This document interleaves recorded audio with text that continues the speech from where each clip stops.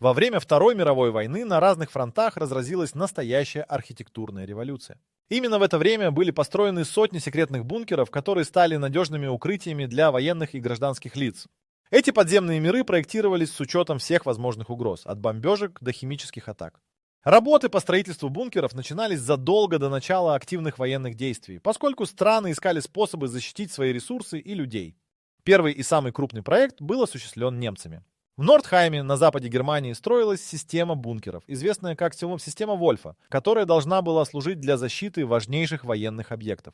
Эти сооружения нередко располагались на глубине более 50 футов под землей, что делало их почти непроницаемыми для бомб.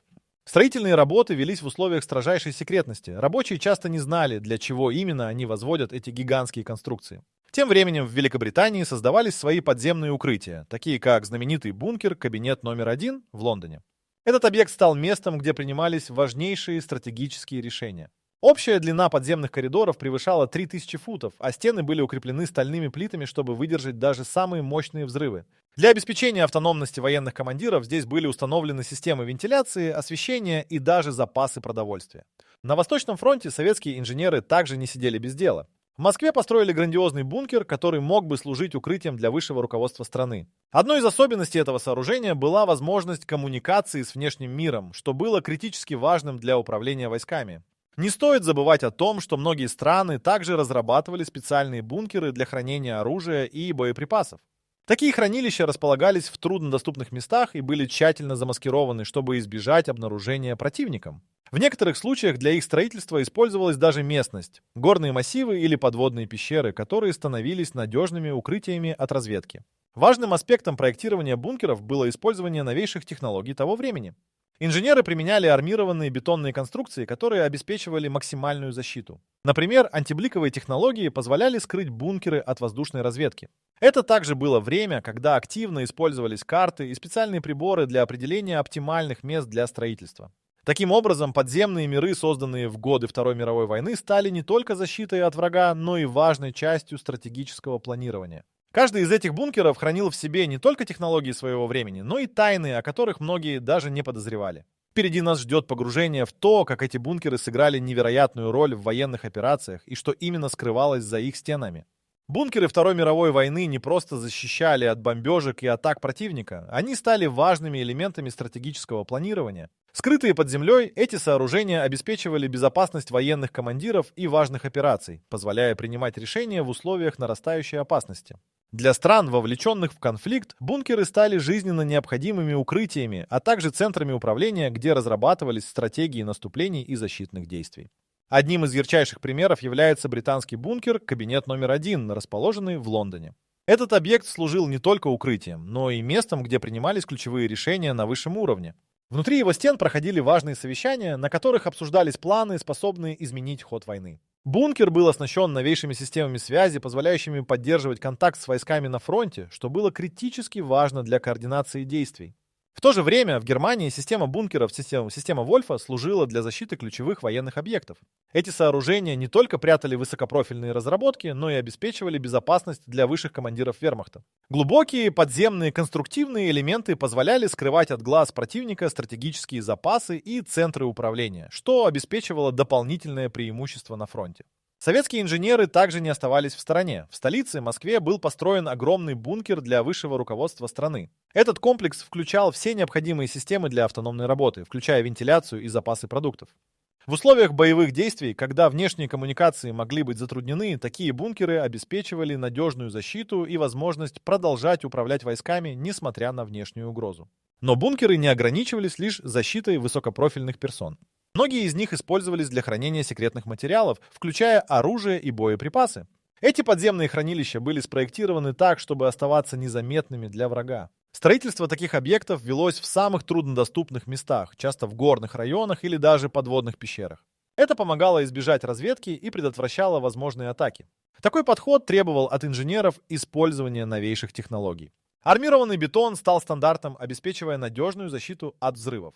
Специальные антибликовые технологии помогали скрывать бункеры от воздушной разведки, а тщательно продуманные карты и приборы позволяли выбирать оптимальные места для их строительства. Таким образом, бункеры Второй мировой войны сыграли решающую роль в стратегическом планировании. Они позволяли странам сохранять скрытность и безопасность своих операций, а также действовать более эффективно на фронте. Сокрытые от глаз врага, эти подземные миры стали настоящими центрами управления, которые хранили в себе множество тайн и секретов. Каждый бункер, построенный в те времена, не только свидетельствовал о технологическом прогрессе, но и о настойчивости стран в стремлении выжить и победить в этом ужасном конфликте. Дальнейшие в это исследование этих подземных конструкций откроют много нового о том, как они повлияли на ход войны и какие еще тайны скрываются под землей. В Второй мировой войне были построены не только известные бункеры, но и множество заброшенных сооружений, о которых большинство людей даже не догадываются. Эти тайные бункеры служили не только укрытиями, но и хранилищами секретов, которые до сих пор остаются неизвестными широкой аудитории. Некоторые из этих объектов были построены в условиях абсолютной секретности и забыты после окончания войны. Их судьба часто оставалась неизвестной, а некоторые сооружения были просто оставлены на произвол судьбы. К примеру, на территории Германии сохранились бункеры, которые использовались для хранения боеприпасов и секретного оборудования. После войны многие из них были оставлены в запустении. Некоторые из них были разрушены, но многие до сих пор стоят, скрытые от глаз проходящих мимо людей, с их заброшенными помещениями и ржавыми конструкциями, которые хранят в себе воспоминания о бурном прошлом. Эти здания, затопленные растительностью, стали частью местного пейзажа, но их история остается нерассказанной. На территории Франции также много заброшенных бункеров, которые сыграли ключевую роль во время конфликта. Например, в Нормандии сохранились укрепления, построенные для защиты от союзников. Эти подземные сооружения были предназначены для размещения артиллерии и командных пунктов. После войны они были заброшены и забыты, но сейчас некоторые из них открыты для посещения. Эти места идеально иллюстрируют, как быстро война может оставить за собой пустые, мрачные конструкции, которые однажды были центрами активности и жизни. В Восточной Европе, в странах, охваченных конфликтом, также остались многочисленные бункеры. Некоторые из них использовались для хранения секретных документов или для проведения экспериментов. Одним из таких мест стал бункер в Польше, который был снесен, когда страны начали восстанавливать свои границы и зачищать территорию от следов войны. Однако некоторые из этих объектов были оставлены в покое, и их заброшенные коридоры до сих пор хранят множество тайн. Не стоит забывать и о бункерах в России. В некоторых регионах сохранились подземные сооружения, которые использовались как укрытие для местных жителей во время бомбежек. Они были построены из простых материалов, но их конструкция позволяла защитить людей от атак. Множество таких бункеров были заброшены после войны, и сегодня они представляют собой интересные исторические памятники. Каждое из этих заброшенных сооружений имеет свою уникальную историю, и их судьба чаще всего остается неизвестной. Некоторые бункеры даже становятся объектами исследований для археологов и историков, которые пытаются восстановить события того времени. Эти места представляют собой настоящие временные капсулы, которые хранят в себе не только архитектурные решения, но и воспоминания о тех, кто когда-то находился в их стенах. Специалисты, занимающиеся изучением таких объектов, находят в них удивительные артефакты и документы, которые позволяют лучше понять, как проходила война и какие секреты скрывались от обычных граждан. Эти находки часто становятся настоящими сенсациями, открывающими новые страницы в истории Второй мировой войны. Интересно, что многие из этих бункеров до сих пор не исследованы должным образом, и их тайны продолжают оставаться нераскрытыми. Перемещаясь от одного заброшенного бункера к другому, исследователи сталкиваются с множеством вопросов. Что на самом деле происходило внутри этих стен? Какие секретные операции проводились здесь? Что еще может скрываться под землей? Эти научные и исторические исследования открывают перед нами неисчерпаемые возможности для понимания того, как война повлияла на судьбы людей и целых наций. Погрузимся в мир загадок и невероятных открытий, которые эти бункеры хранят в себе. В темных недрах подземных бункеров Второй мировой войны скрывались не только военные секреты, но и шокирующие факты о научных экспериментах, которые проводились с целью создания новых технологий и даже оружия. Эти подземные лаборатории, находившиеся далеко от глаз общественности, стали местами, где разрабатывались проекты, способные изменить ход войны и повлиять на будущее человечества. Одним из наиболее известных случаев является проект «Атомный бункер» в Германии, который занимался исследованиями в области ядерной физики. Немецкие ученые, такие как Отто Гahn и Фриц Штрасман, работали над тем, чтобы создать атомную бомбу. В условиях строжайшей секретности в бункерах разрабатывались теории, проводились эксперименты с ураном и создавались прототипы, которые в итоге стали основой для ядерных исследований. Работа проводилась с высоким уровнем риска, и многие ученые подвергались опасности из-за условий работы и политической ситуации. В Великобритании также существовали секретные лаборатории, где разрабатывались проекты, включая создание новых типов оружия. Одним из таких объектов стал бункер Майк, расположенный недалеко от Лондона. В его недрах ученые работали над экспериментами с химическим оружием, а также над разработкой новых технологий для защиты от газовых атак. Эти проекты требовали огромных усилий и ресурсов, а также привлекали внимание высшего командования, которое искало способы обеспечить преимущество на фронте. Советские ученые и инженеры также внедрялись в мир секретных операций.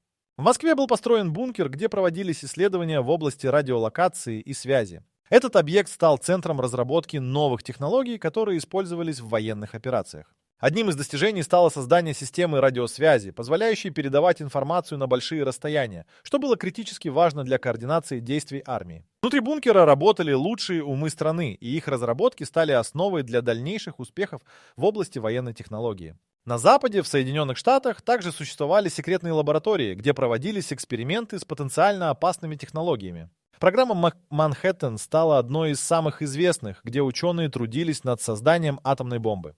Бункеры, расположенные в удаленных местах, обеспечивали безопасность от возможных атак, а также предоставляли необходимые условия для проведения научных исследований. Эти разработки в итоге привели к созданию первого в мире атомного оружия, которое изменило не только ход войны, но и геополитическую карту мира. Многим из этих бункеров суждено было остаться в тайне, и только в послевоенные годы стало известно о том, что в их недрах происходили важнейшие научные эксперименты. Тайные лаборатории защищали свои секреты, и многие документы были уничтожены после окончания конфликтов, чтобы скрыть результаты исследований от широкой публики. Однако некоторые недавние находки свидетельствуют о том, что в этих подземных мирах скрываются еще множество загадок, многие из которых до сих пор не раскрыты. В результате этих шокирующих фактов становится ясно, что подземные лаборатории Второй мировой войны стали не только местами, где разрабатывались технологии, но и центрами, где принимались судьбоносные решения, имеющие последствия для целых наций. Исследователи продолжают находить новые артефакты и документы, которые открывают новые страницы истории, и эти открытия могут помочь нам лучше понять, как технологии, разработанные в условиях войны, повлияли на наше современное общество.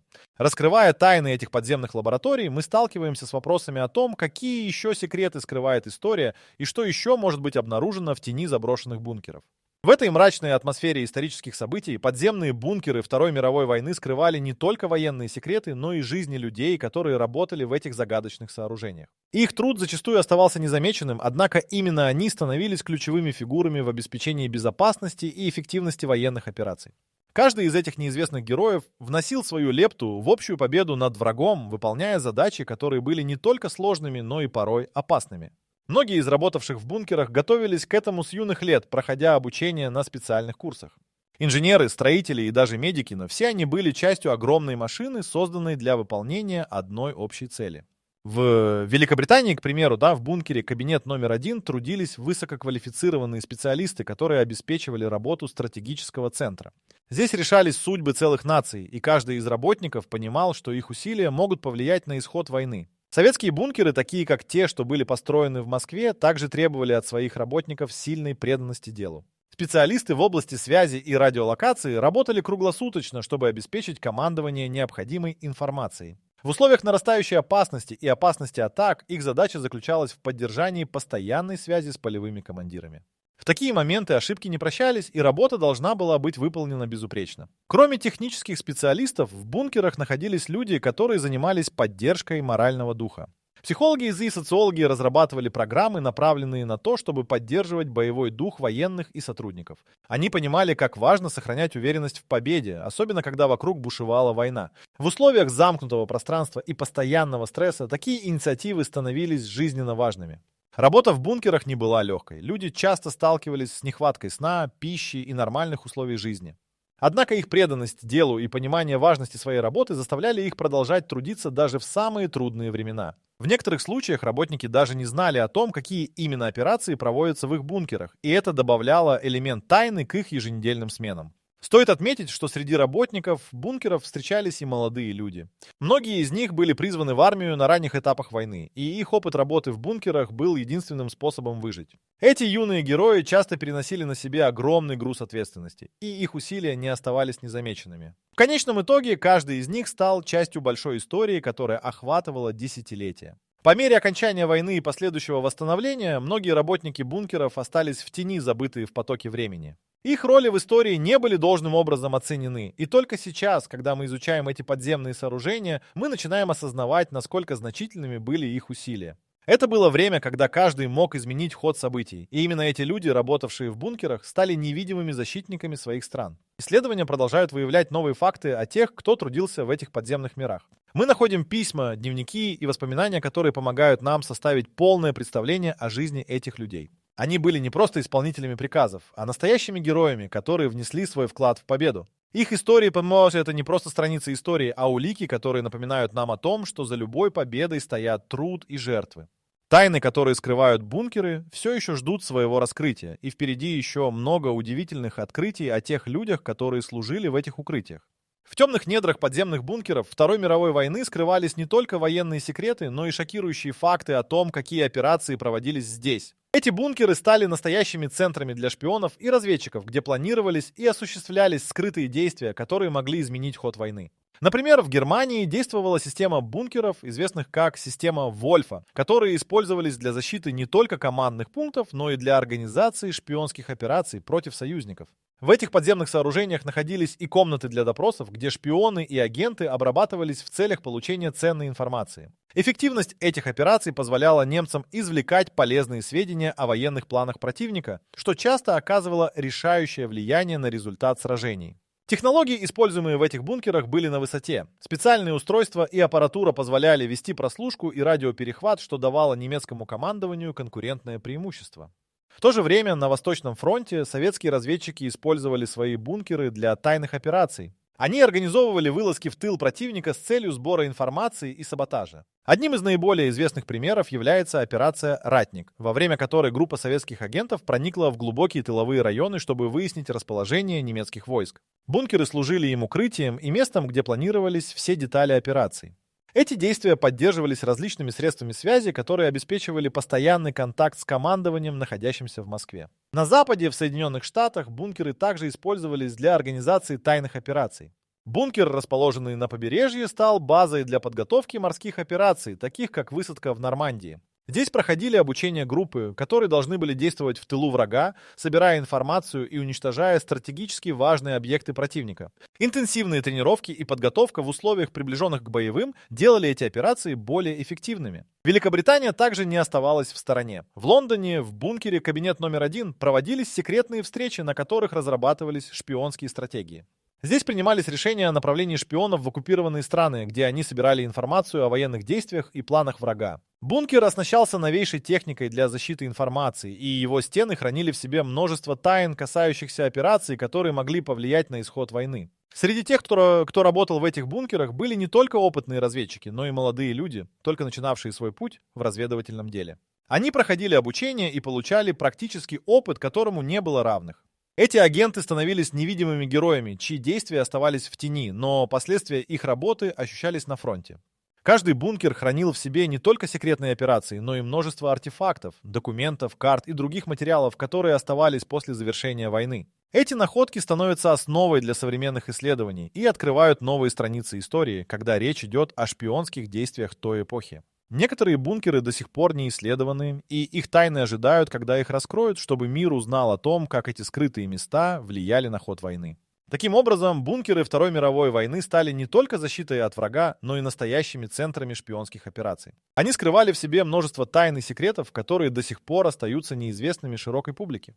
Подземные сооружения этой эпохи продолжают волновать умы исследователей, ведь в них хранится история, которую еще предстоит рассказать. Раскрывая эти тайны, мы погружаемся в мир, полный интриг, шпионских игр и невидимых героев, которые оставили свой след в истории. Нацистские бункеры Второй мировой войны таят в себе множество загадок и тайн, о которых до сих пор известно не так много.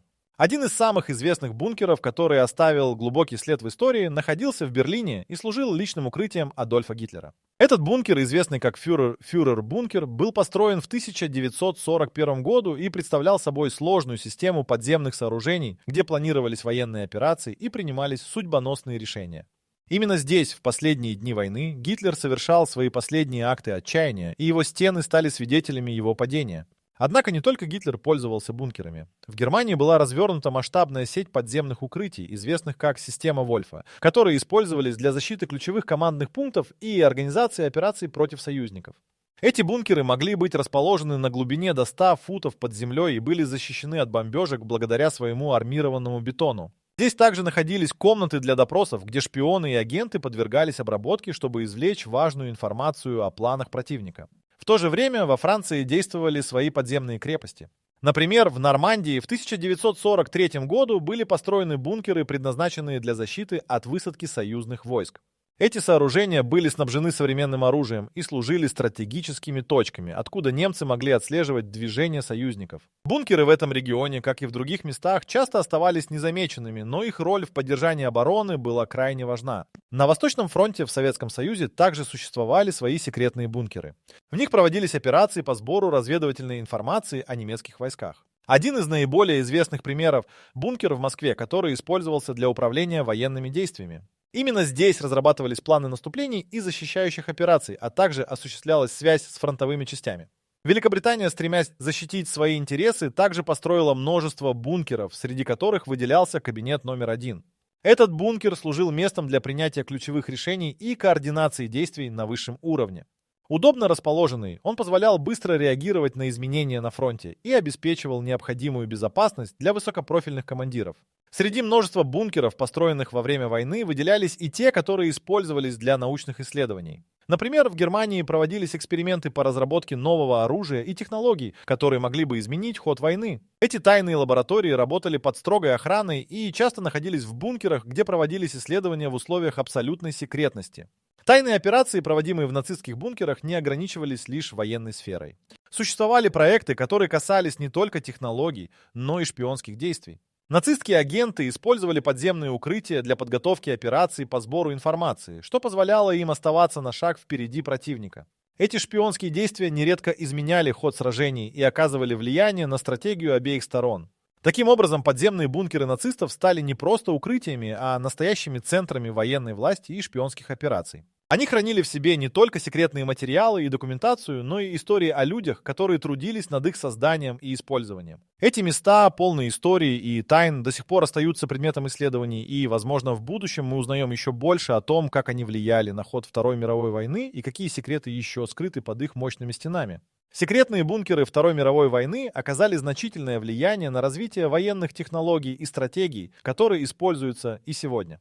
С тех пор, как они были построены, эти подземные сооружения стали образцом инженерного мастерства, показывая, как человеческий ум может находить решения даже в самых критических ситуациях. Современные исследователи и историки изучают эти бункеры, чтобы понять, как они повлияли на ход войны и как их наследие продолжает жить в нашем мире. Сегодня в разных странах проводятся исследования, направленные на изучение оставшихся бункеров. Археологи и историки работают над тем, чтобы задокументировать и сохранить эти исторические объекты. Многие бункеры, оставшиеся недоступными после войны, становятся объектами современных исследований. Исследователи используют современные технологии, такие как георадар и дронов, чтобы обнаружить скрытые структуры и их элементы. Это позволяет им лучше понять, как эти сооружения были спроектированы и использованы во время войны. Кроме того, многие страны начали активно конвертировать старые бункеры в музейные экспозиции и туристические объекты. Это позволяет не только сохранить историческую память, но и дать новые знания современному обществу о военной истории.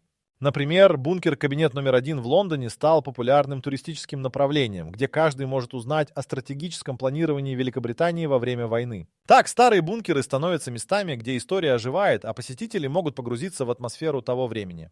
Современные исследования также касаются технологий, которые использовались в бункерах. Многие из инженерных решений, разработанных в условиях войны, нашли применение в гражданской жизни. Например, системы вентиляции, используемые для обеспечения безопасности и комфорта в бункерах, стали основой для современных систем кондиционирования и очистки воздуха. Разработка армированного бетона, который обеспечивал защиту от взрывов, также повлияла на строительство современных зданий и сооружений. Несмотря на все исследования, некоторые тайны бункеров все еще остаются нераскрытыми. Подземные миры хранят множество секретов, включая документы, артефакты и детали операций, которые еще предстоит изучить. С каждым новым открытием мы ближе к пониманию того, как эти места влияли на ход войны и на судьбы людей. Исследования также поднимают вопросы о моральных аспектах использования технологий, разработанной в условиях войны. Как эти технологии повлияли на современные военные конфликты? Были ли они использованы для создания мирных технологий? Такие вопросы становятся актуальными в свете современных конфликтов и военных действий, которые происходят по всему миру. Таким образом, бункеры Второй мировой войны продолжают оставаться важными объектами для научных исследований и исторического изучения. Их влияние на технологии и стратегическое планирование ощущается и по сей день. Открытия, сделанные в процессе изучения этих подземных миров, помогают лучше понять не только прошлое, но и то, как мы можем использовать эти знания для формирования более безопасного и мирного будущего. Подземные сооружения, которые когда-то служили укрытием от войны, теперь открывают двери для новых исследований и возможностей, позволяя человечеству учиться на своих ошибках и находить новые пути к миру. Научные исследования бункеров. Второй мировой войны в последние десятилетия раскрыли множество интересных фактов и уникальных артефактов, которые меняют наше представление о тех событиях и технологиях. Исследования проводились не только историками, но и археологами, которые старались разобраться в том, как именно были устроены эти подземные миры, какие технологии использовались и какие тайны они до сих пор хранят. Современные методы, такие как георадары, позволили заглянуть в недра заброшенных сооружений и получить данные о скрытых конструкциях и их состоянии. Среди удивительных находок, сделанных в бункерах, можно выделить старинные документы, чертежи и даже прототипы технологий, которые были забыты или даже уничтожены после войны. Иногда исследователи находили целые архивы с проектами, касающимися новых видов оружия и оборудования, над которыми работали ученые того времени. Эти находки стали настоящими сенсациями, позволяя пересмотреть многие аспекты военной истории. Например, в бункерах на территории Германии были найдены чертежи, касающиеся разработки ракет, которые впоследствии стали основой для ракетной программы. Эти документы показывают, как быстро развивалась наука в условиях войны и какую роль бункеры играли в этом процессе. Подобные исследования подчеркивают, что эти подземные миры были не просто укрытиями, а настоящими центрами научной мысли и инноваций. Со временем стало ясно, что многие технологии, разработанные в условиях войны, нашли применение в гражданской жизни. Например, системы фильтрации воздуха, созданные для обеспечения безопасности в бункерах, легли в основу современных систем вентиляции и очистки воздуха. Это подчеркивает, как военные исследования могут оказывать влияние на повседневную жизнь и технологии, которые мы используем сегодня. Кроме того, многие бункеры стали объектами туристического интереса. Например, знаменитый кабинет номер 1 в Лондоне превратился в музей, где посетители могут узнать о сложной системе стратегического планирования, которая использовалась во время войны. Подобные экспозиции позволяют современным людям соприкоснуться с историей и понять, каким образом принимались важнейшие решения, которые повлияли на ход Второй мировой войны. Помимо этого, археологи и исследователи активизировали поиски заброшенных бункеров в Восточной Европе, где находились секретные объекты, связанные с различными военными операциями. В некоторых местах были обнаружены не только конструкции, но и артефакты, которые непосредственно касались жизни людей, работавших в этих бункерах. Это позволяет более полно представить себе, как проходила жизнь тех, кто трудился в условиях постоянной угрозы. Тайны, скрытые в бункерах, продолжают вызывать интерес среди исследователей. Многие подземные сооружения остаются недоступными или недостаточно исследованными, что открывает новые возможности для научной работы. Каждое новое открытие может изменить понимание истории Второй мировой войны и того, как она повлияла на дальнейшее развитие технологий и стратегий. Важность бункеров не ограничивается лишь историей, они служат важным напоминанием о том, как войны могут проложить путь для научных прорывов. Современные исследователи стремятся изучить оставшиеся подземные сооружения, чтобы восстановить забытые страницы истории. Эти работы помогают сохранить память о событиях, которые изменили ход истории, а также открывают перспективы для новых открытий и понимания того, как человечество может использовать уроки прошлого для создания более безопасного будущего. Разработки, проведенные в бункерах, все еще могут быть актуальными в нашем мире. Изучая их влияние и применение, мы можем получить новые идеи и концепции, которые могут помочь в решении современных задач. Подземные миры Второй мировой войны становятся не только объектами для историков, но и важными площадками для научных исследований, подтверждающих силу человеческого разума и его стремление к инновациям даже в самые тяжелые времена.